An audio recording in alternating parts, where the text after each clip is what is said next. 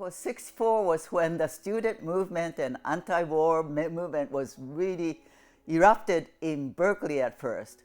And I was part of that. I was there at the very beginning. We were advocating for ethnic studies departments. I was in Vietnam at the time. The Black Panther Party had community programs, and theirs were focused on youth and meals and education. We wanted to look at the J-Sei. Asian Americans have realized how one can really make noise and make things happen. They were discriminated against. There was a lot of racism. They could only do certain jobs. They really gave a lot to the community and they asked for nothing. One of the students, Linda Yamamoto, called together a bunch of her friends, met at her house, and we developed a plan. Most of the J-Sei were women. We were all like just barely, we were teenagers. We rented buses. We started with trips local. We went to Lake Temescal, to Angel Island. Then we kind of ran out of local places to go to. To Reno, to Hakone Gardens. Down to Disneyland, Grand Canyon, Canadian Rockies, Niagara Falls, DC, Japan a couple times. I went to Europe. It's just amazing. But I guess we planted the seed with our very modest rent a bus and just go to Lake Temescal. My parents went on, I think, every single trip. In April of 1971, we incorporated into East Bay Japanese Fraction. They were getting feeble. They were not only having some financial problems, social service problems, and mental health problems. And then the senior centers evolved out of that because we wanted something a little more regular. There was a longtime friend of the Japanese community who was in Parks and Recreation, and they offered to us use of the Berkeley Senior Center. The next year we worked on starting a similar function in Eden. They asked some people to go to Sakurakai, and it was actually very easy because they were all enthusiastic, and Ben just took the ball and ran with it. They said, Ben, can you start a senior center for Contra Costa County? They had to find a place to meet, find participants. We didn't know that many J-Sei. I spoke Japanese. We wanted to take on the Japanese-speaking seniors who needed this kind of service. We had to look up in the telephone book and get the names of Japanese. And then we had 3 centers going. We had a newsletter project, which we had help from a Japanese-speaking social worker. Her name is Mrs. Murayo Sawai at Himawarikai, which is a Japanese women's group. In those days when we sent out newsletters, it had to be mimeographed, and she did all of that. As the program started to develop, we were able to get some funding. We rented an office.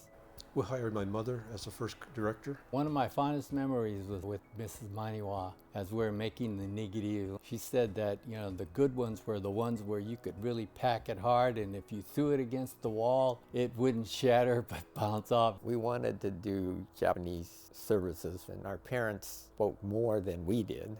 We decided another need was housing. If we want to do housing projects, that's expensive. And it's going to take a community support. When we incorporated and we had a board, we wanted to be very inclusive. Probably took us 2 years of meetings with these organizations. Some of the organizations were very reluctant to be involved in anything because a lot of the Nisei didn't trust the government. In the end, we had 23 organizations that agreed to be part of Eden J-Sei Housing. That was key to what we did. We got what we called Channing Way House. Before we actually bought it, they had been renting it out to some J-Seis and for the JSEB offices. And there was a cook there who cooked every day. They started a nutrition or a meals program, and it was like 1 day a week at a local Japanese church. Senior service coordinator in City of Berkeley helped get some funding for nutrition programs. That transitioned with more funding into a 4 day a week meals program plus meal deliveries. And there we kind of reversed things. Instead of driving people in, we started delivering meals. For the shut-ins, it made a big difference in their lives. We always had a fairly decent sized group eating on site, and as volunteers we always paid and ate with the seniors. One of the reasons I wanted to get involved was the Channing Way House because members of my church lived there. J-Sei Terrace was really important because it was a big facility. It was 100 rooms. I had run into Eileen Weinreb, City of Hayward mayor, and she said, there's this piece of property in Hayward. We agreed that Eden Housing would tie up this property and the JA community would help come up with some of the money. Growers Produce, which is where my dad worked, J-Sei Plastics, Frank Ogawa Nursery, John Tawada Flowers, put their money and effort behind the organization. It was the first large congregate setting we had. These were all people who didn't need a lot of special care. The kitchen staff designed menus that would be attractive to Japanese Americans. By the time we opened, we had a waiting list of 100 people, and 75 or 80 of those people were from the JA community. We made Cypress House because we noticed that some of the people needed extra care and they had nowhere to go. The need came up through Phyllis Ogata, and she found some Niseis who provided the funding for that. That was probably the easiest part of Cypress House. I think that project took probably 10 years from the time we bought it until we got all of the permits. That's where my father stayed from the time he entered to the day he passed on, and was well taken care of, enjoyed it because the language was Japanese, the food was Japanese, the clients were Japanese. We were EBJ, and then we brought in EBIH, and then we combined the two, became J-Sei. This is getting into late 80s, and by that time a lot of the original people had drifted away. I first got involved because that group of older Nisei retired and they still needed a representative. The East Bay Landscape Gardeners just were so generous that when they disbanded, they donated their apartment building to J-Sei.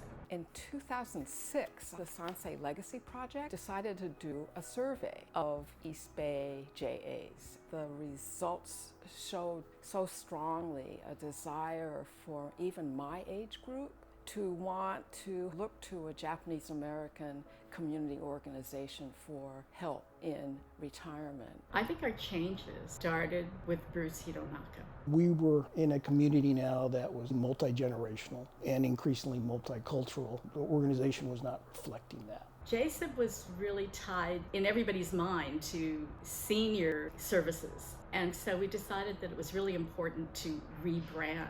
We wanted to provide activities for all the various generations and iterations of our Japanese American heritage. That's why we changed from J-Sei to J-Sei.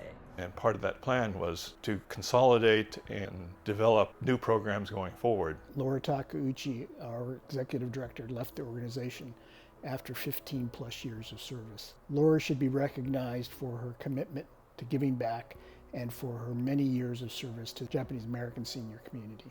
We had a consultant helping with the new strategic plan.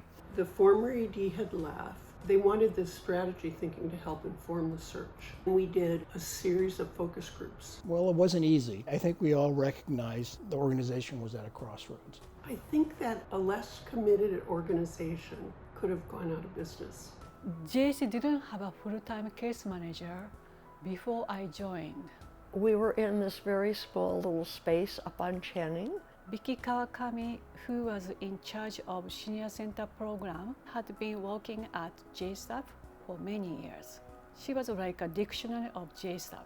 We clearly were fortunate to make some important hires that proved to be good hires, and obviously Diane Wong is the centerpiece of that. One thing I thought that was really important to do was to talk about the vibrancy of the community with foundations, government entities. All of a sudden there was this outside acknowledgement of all the good work that we were doing. I bring my son to J-Sei events to help because I want him to see he is a larger part of a community. The Family Festival is our recognition of Keiro no Hi, which is Respect for the Aged Day. We were delivering a lot of services, but not doing anything where it just brought people together for fun. It so aligns with J-Sei's mission, not just taking care of our elders, but really honoring and respecting them. You know, a building is a symbolic center of an organization. Ned and Diane led us through this whole capital campaign process. The practical significance of it was that we raised our goal of $2.3 million. And I still remember when we saw this site. Somehow Diane knew, because Diane said afterwards, I really like that building. I don't know if the rest of us were sold on that yet. Having a facility is like having kind of a home base. The breadth of our programming appeals to more people now. One is movie night. The filmmakers, some of them we're talking to in Japan and New York. J-Sei has been really great, I think, at reaching out to LGBTQ plus Nikkei and inviting us to come participate in specific programming and actually also creating programming. Today I was talking with somebody from LA. She says, I saw you were showing an LGBTQ movie. How, she was thinking, would we ever do this in LA? There's a space that we can gather and that feels like extremely grounding and welcoming. My parents were born in Japan, and I don't have a very strong connection to a lot of the events and dialogue that goes on within the Japanese American community here. J-Sei has brought me in contact with people on a personal level, and I really appreciate that. There's a culture and history that's being lost, but the seniors in our community, they're like this great resource to make a connection through history. I became a senior myself, and I became part of the clientele of J-Sei. Some people think that J-Sei is obsessed with food because we pretty much include food element in everything we do, but food is something which connects us. We hired our own chef, and we brought that service in-house. For me to take the care and effort of making connections with farms, making things from scratch, taking the time to really do as much as I can to make the experience for the seniors as much as any Michelin star restaurant. Pandemic hit right just as I took office.